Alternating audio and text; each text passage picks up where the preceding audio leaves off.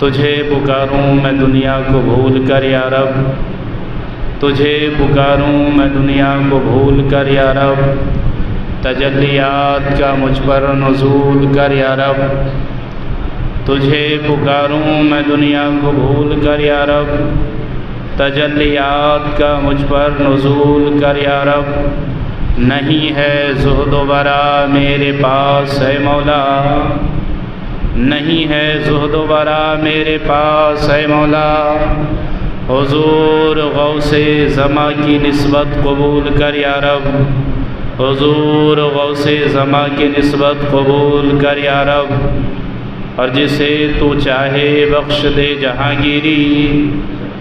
جسے تو چاہے بخش دے جہانگیری، مجھے دیار مدینہ کی دھول کر یا رب، مجھے دیار مدینہ کی دھول کر یا رب، اور جمال ذکر نبی مشغلہ ہے قادری کا، زبان ذکر نبی مشغلہ ہے قادری کا، زبان و قلب پر فضل رسول کر یا رب، زبان و قلب پر فضل رسول کر یا رب۔ نبی اور آل نبی پر ایک مرتبہ اور درود پاک پیش کر لیں۔ اللہم صلی وسلم وبارک علی سیدنا و مولانا محمد وعلی آل سیدنا و مولانا محمد وبارک وسلم، صلو علیہ صلاۃ و سلام دائما علیک یا حبیبی یا رسول اللہ صلی اللہ تعالی علیہ وسلم۔ اللہ جل مجدہ کلام مقدس میں ارشاد فرماتا ہے، یا ایھا الذین آمنوا کتب علیکم الصیام کما کتب علی الذین من قبلکم لعلکم تتقون۔ اے ایمان والو، تم پر روزے فرض کیے گئے جیسا کہ تم سے اگلوں پر فرض کیے گئے، لعلکم تتقون، تاکہ تم پرہیزگار بن جاؤ، تاکہ تم متقی بن جاؤ۔ حضرات محترم، یہ ماہ مبارک بڑی برکتوں اور سعادتوں کے ساتھ ہمارے درمیان سے گزر رہا ہے، اور آپ جانتے ہیں کہ رمضان المبارک میں اللہ تبارک و تعالیٰ کی نظر رحمت بندوں پر خاص ہوا کرتی ہے۔ یوں تو ہمیشہ اللہ اپنے بندوں پر نظر رحمت فرماتا ہے،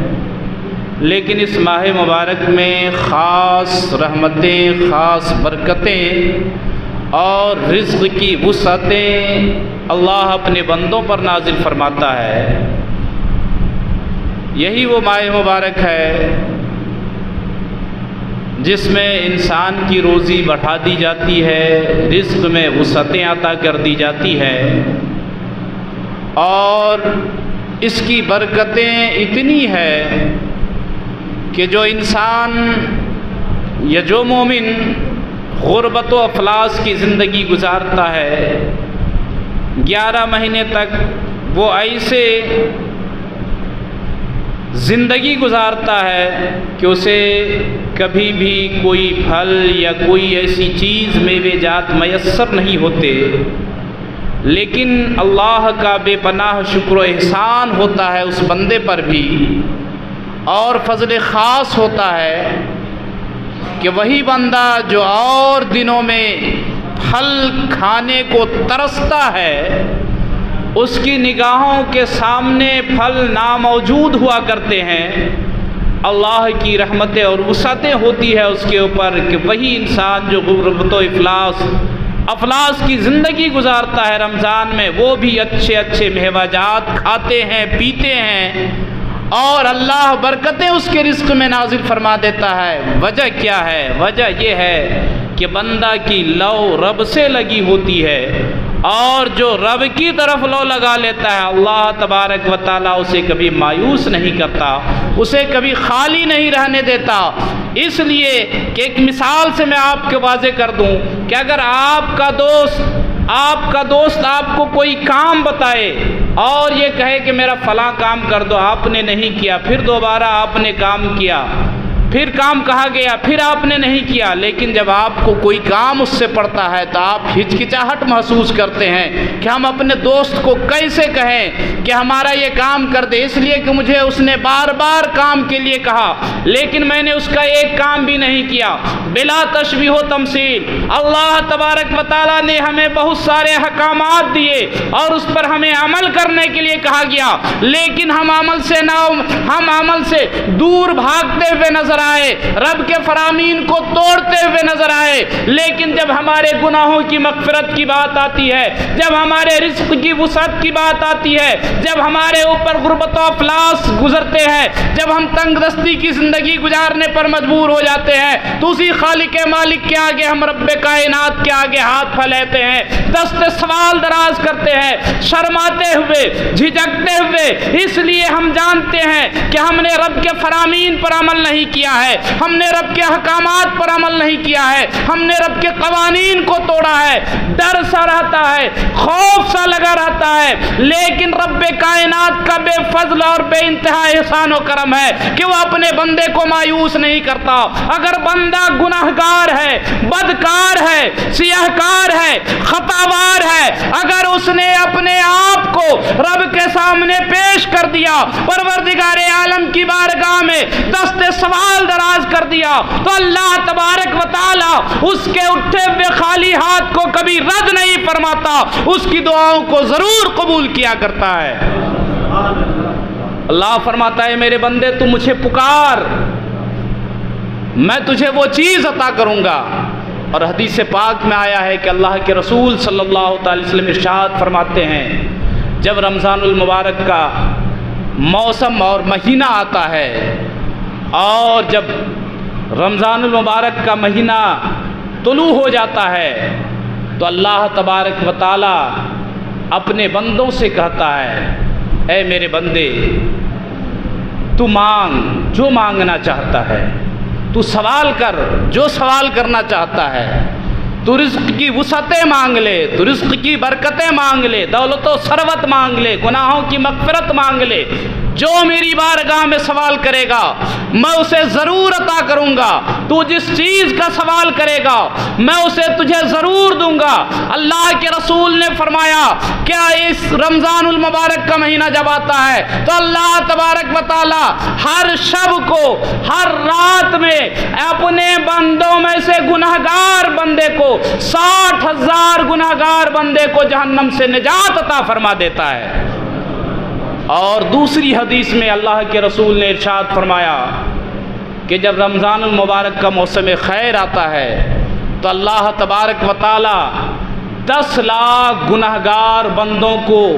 جہنم سے نجات عطا کرتا ہے جس پر جہنم واجب ہو گیا ہوتا ہے۔ اب آپ سمجھ سکتے ہیں۔ اور پھر آگے اللہ کے رسول نے ارشاد فرمایا کہ صرف یہ 10,000 ہی کافی نہیں ہے، بلکہ 29ویں شب جب رمضان کی آتی ہے تو اللہ تبارک و تعالی سارے کے مجموعہ کو 29ویں شب میں آزادی جہنم دیتا ہے، جہنم سے آزادی کا پیغام دیتا ہے۔ اور جب عید کا دن آتا ہے تو اللہ تبارک و تعالی پورے رمضان میں جتنے گنہگار بندوں کی مغفرت کیا ہوتا ہے اللہ تبارک و تعالی صرف عید کے دن اتنے سارے گنہگاروں کی مغفرت فرما دیا کرتا ہے۔ اب آپ سمجھ سکتے ہیں رمضان المبارک کا یہ مہینہ کتنا مبارک مہینہ ہے۔ اور ایک حدیث پاک میں آیا ہے کہ جمعہ کے دن رمضان المبارک میں جب جمعہ کی رات طلوع ہوتی ہے تو ہر ساعت میں، ہر گھڑی میں اللہ تبارک و تعالی اپنے اس گنہگار بندے کی مغفرت فرماتا ہے جس کے لیے جہنم رب نے واجب کر دی ہے۔ اس گنہگار بندوں میں سے 10,000 گنہگار بندوں کی ہر گھڑی مغفرت فرماتا ہے۔ اب آپ اندازہ لگا سکتے ہیں ایک گھڑی میں 10,000 بندے کی مغفرت ہو رہی ہے، اور بعض حدیث میں 10 لاکھ تک کا ذکر آیا ہے کہ 10 لاکھ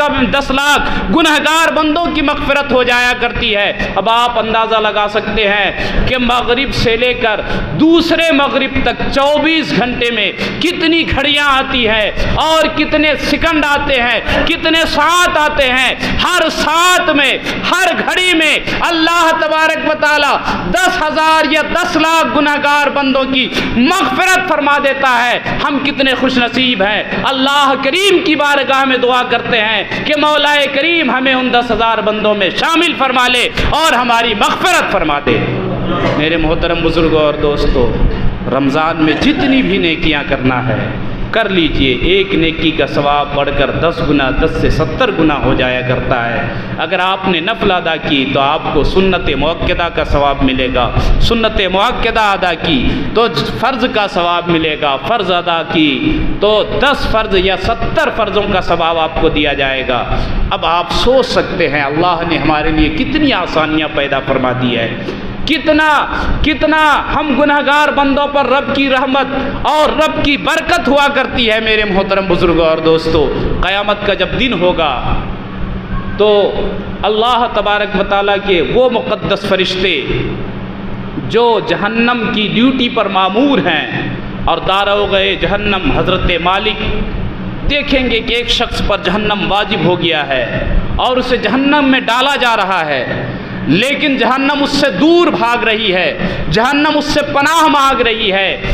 حضرت مالک جہنم سے عرض کرے، ارشاد فرمائیں گے، اے جہنم تو اس بندے سے کیوں دور بھاگ رہی ہے، کیوں اس کو اپنے اندر نہیں سمیٹ رہی ہے؟ تو جہنم برجستہ کہے گی، اے حضرت مالک سنو، میں کیسے اس بندے کو پکڑ سکتا ہوں؟ اس لیے کہ اس کے منہ سے روزے کی بو آ رہی ہے، اور جس کے منہ سے روزے کی بو آتی ہے اسے میں اپنے اندر داخل نہیں کر سکتی، اسے میں پکڑ نہیں سکتی، اس لیے کہ اس کی بو میری آنکھ کو ٹھنڈی کر دیا کرتی ہے، میری آنکھ کو بجھا دیا کرتی ہے۔ اب حضرت مالک اس بندے سے سوال کریں گے، اے بندہ بتا تو صحیح، کیا تو جب اس دنیا سے مرا تھا، اس دنیا سے کوچ کیا تھا، کیا تو روزے کی حالت میں تھا، کیا تو روزہ دار مرا تھا؟ اس بندے نے وہ بندہ حضرت مالک سے کہے گا، ہاں جب میں دنیا سے کوچ کیا تھا، دنیا سے آیا تھا تو میں روزے کی حالت میں تھا، روزے کی حالت میں مرا تھا۔ تو میرے محترم بزرگوں اور دوستو، اب آپ اندازہ کر سکتے ہیں کہ انسان جب روزے کی حالت میں جس کی موت ہو جاتی ہے تو جہنم بھی اس سے پناہ مانگا کرتا ہے۔ ہم اور آپ خوش نصیب ہیں کہ اللہ تبارک و تعالیٰ نے ہمیں یہ موقع عنایت فرمایا، یہ مہینہ عطا فرمایا جس میں ہم سب سے زیادہ بڑھ چڑھ کر نیکیاں کر سکتے ہیں اور اللہ تبارک و تعالیٰ کی بارگاہ میں رب کی رضا اور رب کی خوشنودی حاصل کر سکتے ہیں اور اپنے پروردگار عالم کو راضی کر سکتے ہیں۔ میرے محترم بزرگوں اور دوستو، اس لیے ہمیں اور آپ چاہیے کہ اس مہینے کو لہو و لعب میں نہ گزارے، کھیل کود میں نہ گزارے، اس لیے کہ اللہ تبارک و تعالیٰ نے اس مہینے میں ہمارے لیے بہت ساری آسانیاں پیدا فرما دی ہیں۔ ایک بندہ پوری سال عبادت نہیں کرتا، رب کی بندگی کے لیے اپنے سر ریاض کو بارگاہ رب العالمین میں جھکاتا نہیں ہے، لیکن اللہ اسے توفیق دیتا ہے کہ رمضان المبارک کے مقدس مہینے میں وہ بھی مسجد کی طرف آنے کے لیے مجبور ہو جاتے ہیں اور رب کائنات کی عبادت کے لیے منہمک ہو جایا کرتے ہیں، اس لیے کہ اللہ تبارک و تعالی نے اس مہینے میں بڑے بڑے شیاطین کو قید کر دیے ہیں۔ جو انسان اپنے گناہوں میں 11 مہینہ ملوث رہا کرتا ہے، اللہ تبارک و تعالی اسے توفیق دیتا ہے کہ وہ ان گناہوں سے ان مہینوں میں بچ جایا کرتا ہے۔ اسی لیے اللہ فرماتا ہے روزہ وہ چیز ہے، روزہ اس لیے ہم نے فرض کی ہے تاکہ تم پرہیزگاری حاصل کرو، تاکہ تم متقی بن جاؤ۔ میرے محترم بزرگوں اور دوستو، انسان جب روزہ رکھتا ہے، اور روزہ یہ سری عبادت ہے، چھپی ہوئی عبادت، نماز، حج، زکوٰۃ، صدقہ فطر، یہ سب جو ہے کہ ظاہری عبادت ہے، لیکن روزہ یہ سری عبادت ہے،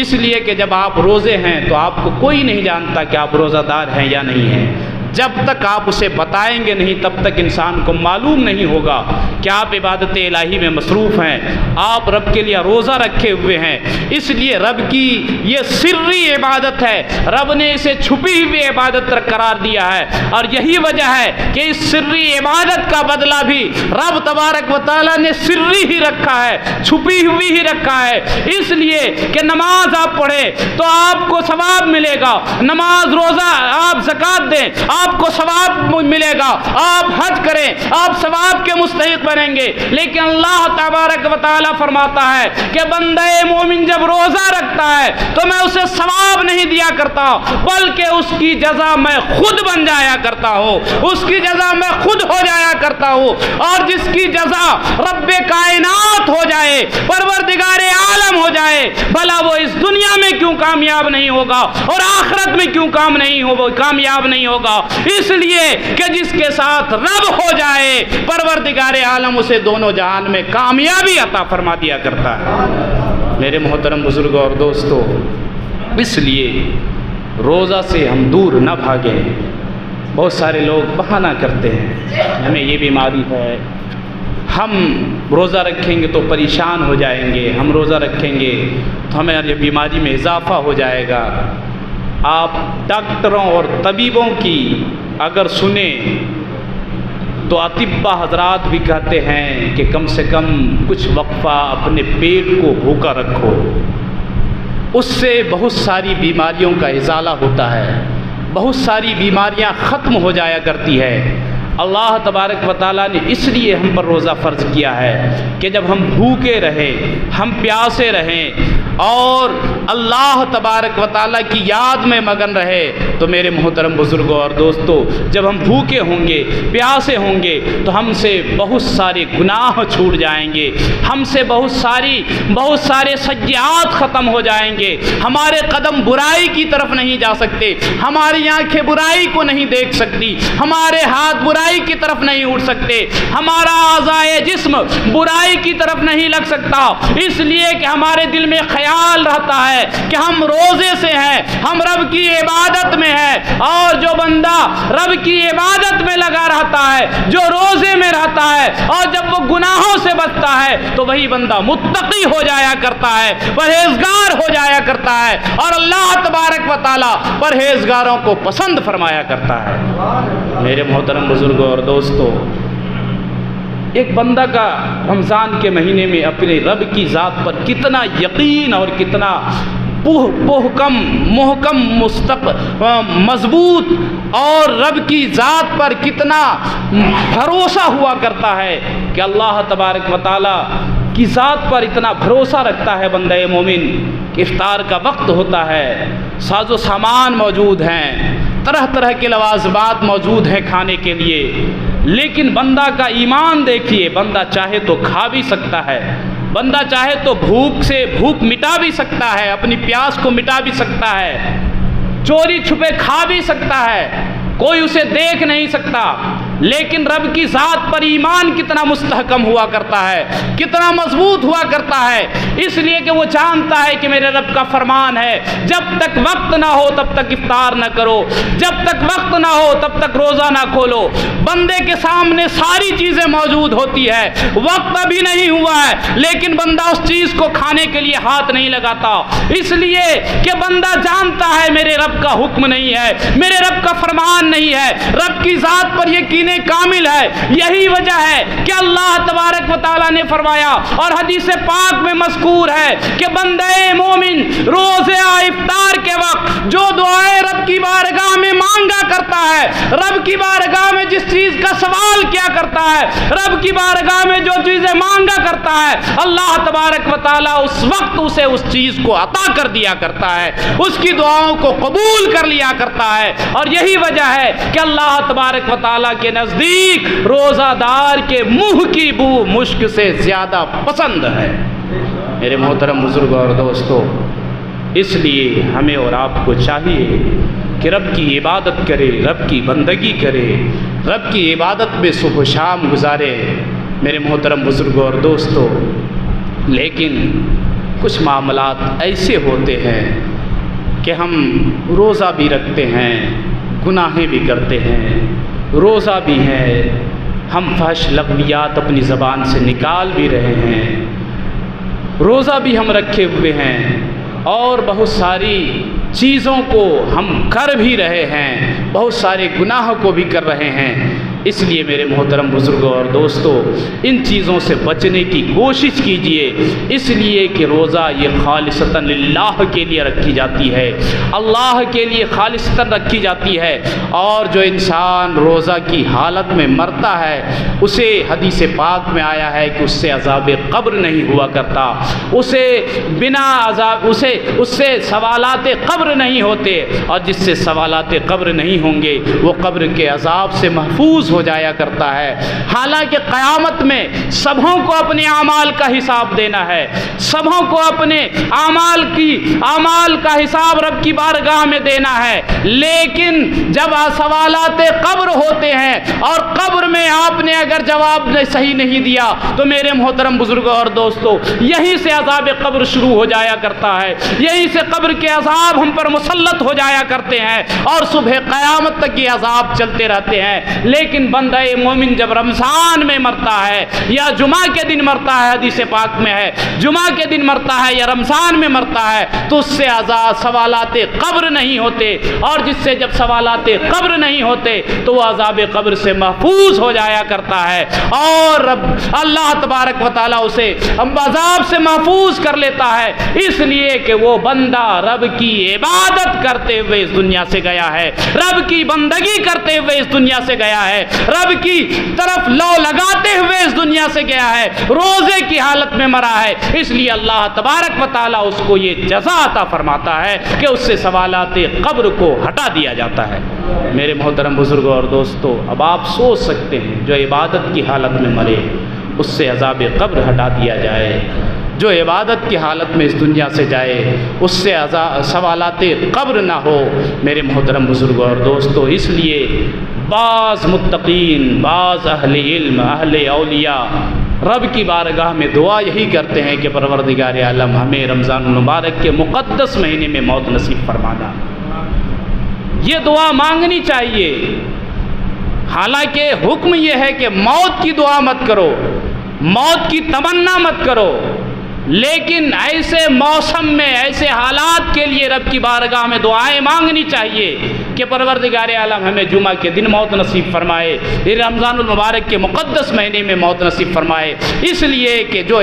رمضان المبارک کے مہینے میں جو مرتا ہے وہ عبادت الہی میں اس کی گنتی ہوتی ہے۔ اس لیے کہ بندہ مومن جب رات میں سوتا بھی ہے تو اس کے لیے اس کے بستر دعائے مغفرت کیا کرتے ہیں، روزہ دار کے لیے اس کی بستر دعائے مغفرت کیا کرتی ہے، اس کے کپڑے اس کے لیے دعائے مغفرت کیا کرتے ہیں، یہاں تک کہ حدیث پاک میں مذکور ہے کہ اس انسان روزے دار کی اس کی جوتیاں بھی اس کے لیے دعائے مغفرت کیا کرتی ہے۔ اب ہمیں کیا آسانیاں چاہیے، رب نے اتنی آسانی ہمارے لیے دی ہے کہ ہم رب کے لیے دن میں روزے رکھیں تو رب کی ساری چیزیں ہمارے لیے دعائے مغفرت کرے، ہمارے لیے بخشش کے لیے رب کی بارگاہ میں دعا کرے، اور جس انسان کے لیے ساری کائنات، ساری چیزیں، ہر چیز مغفرت کی دعا رب کی بارگاہ میں کرے، اللہ تبارک و تعالیٰ اس انسان کی ضرور مغفرت اور بخشش کر دیا کرتا ہے، اور جس کی مغفرت ہو جاتی ہے اللہ اسے جنت الفردوس عطا کر دیا کرتا ہے۔